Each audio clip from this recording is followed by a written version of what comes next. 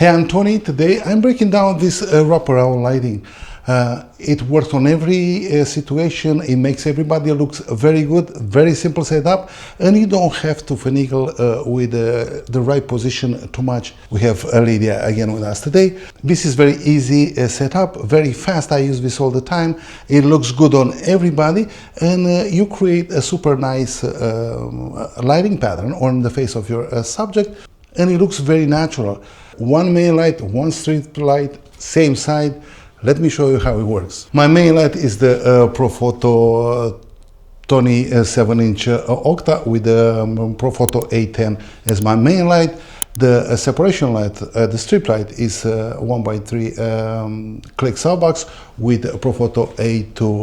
Both lights are battery operated. You can use any equipment you have. The brand is not important, it's just the position of these lights. I have my main 1 foot over Lydia's head, 4 feet from her face, is feathered in the front of her. My strip light is 3 feet from Lydia's head. I feather the light to the side, so I have a nice fall off. I have it above her head, the same height as my main light, because the light kind of have to be at the same height to blend together better, to be more believable. I am trying to illuminate the top of her head, to have some nice highlights on the hair. Rub the light around. Where this one falls off, my main light picks up and rubs the round on the other side of the face.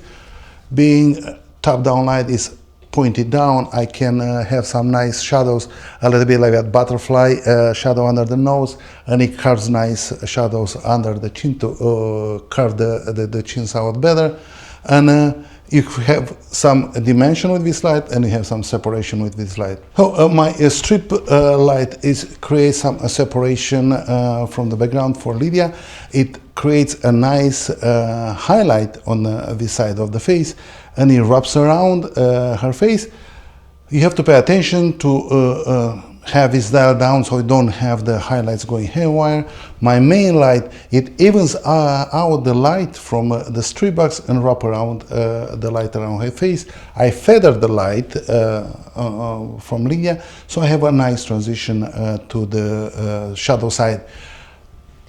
The problem when you have this strip light on the other side, and your subject move the face side to side, you can have that super crazy highlights on the nose, and the pictures never look good. You always have to direct your subject to look to your main light.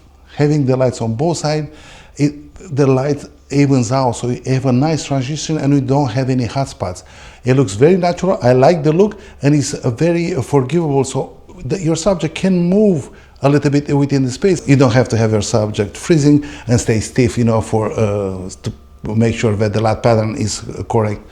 My main light is a little bit higher than Lydia's head, and I have it aimed down because I want to carve a little bit some shadows under her chin, and also to create some dimension on her face.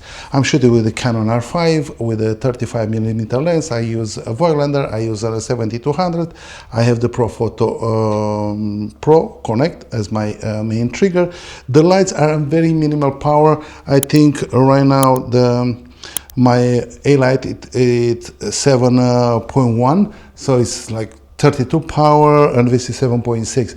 Very, very low settings. I'm shooting at f5.6, ISO 100. The shutter speed is 1/200.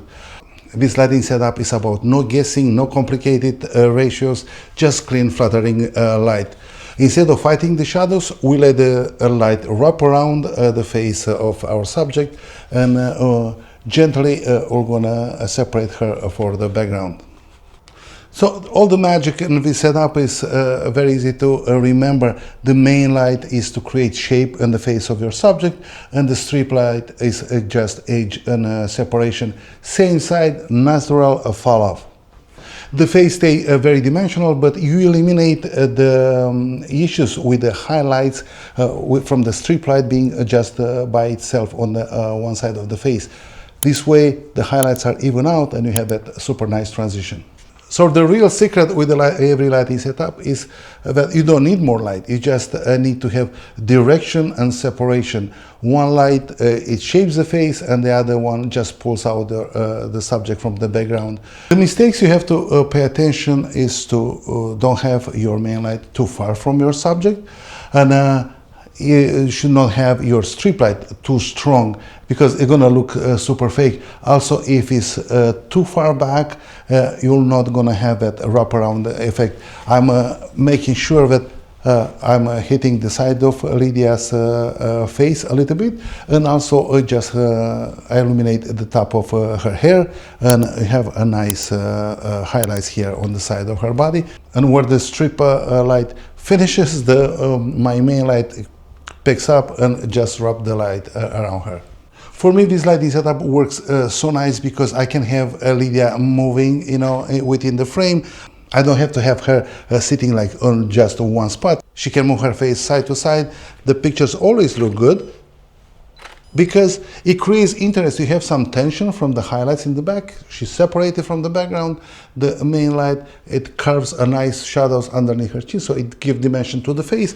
And I can just move around, make sure that my focus is on her face, and she can nail every picture right now with no problem. Very easy and super fast lighting setup. It works for everybody. If you guys are gonna try this lighting setup, please comment drop in the comments below, because I want to see, you know, how you guys are gonna like it. Also, if you have any questions, please comment and I'll get back to you. I'll always try to respond to all the comments. I like this setup because it's very easy to set up, super fast, and it doesn't take too much space. You can put it on, take it out like right away, and it works outdoors too. You just have to increase a little bit the power on your flashes, but it works outdoors and indoors with no problems. I'm gonna put a PDF diagram below if you guys wanna download it for the lighting setup. If you guys enjoyed this video, please check out my channel for more lighting tutorials and gear review. Don't forget to like and subscribe, and I will see you next time.